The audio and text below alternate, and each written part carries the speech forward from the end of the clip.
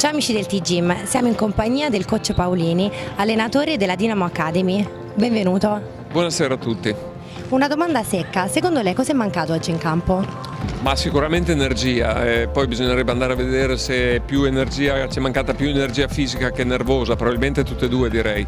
E in più abbiamo giocato contro un'ottima squadra che ha avuto problemi solo nel mese in cui ha avuto molti infortuni, hanno giocato senza 3-4 giocatori come d'altronde è capitato a noi verso dicembre-gennaio. E adesso loro li hanno recuperati, è un'ottima squadra, hanno giocato molto bene, molto meglio di noi.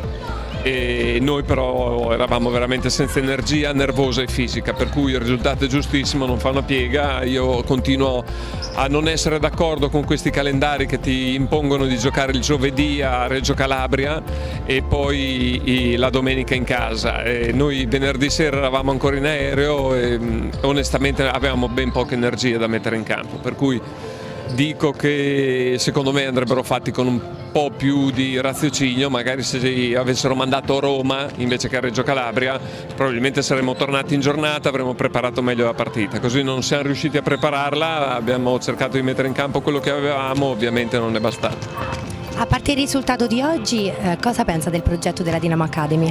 Mi sembra che sia un grandissimo progetto da espandere a tutta Italia, mi sembra che sia l'unica cosa buona che la federazione ha fatto, ma non l'ha fatta la federazione, l'ha fatto Sardara, per cui mi sembra una cosa che dovrebbe essere imposta dalla federazione come fanno nelle altre nazioni europee, in Spagna, in Germania, tutti hanno la seconda squadra. E noi invece solo per l'iniziativa di una persona, di un individuale, una persona che probabilmente capisce parecchio di pallacanestro, e abbiamo fatto partire questo progetto e secondo me è veramente un progetto molto interessante. Io sono molto contento di essere allenatore di questa squadra e abbiamo bisogno di tempo per crescere, soprattutto i giovani, quelli molto giovani, hanno bisogno di stare in campo e sbagliare, ma purtroppo adesso il periodo del campionato è veramente molto decisivo, per cui appena si sbaglia si rischia di cadere molto vicino alla zona play-out ed è una cosa da evitare.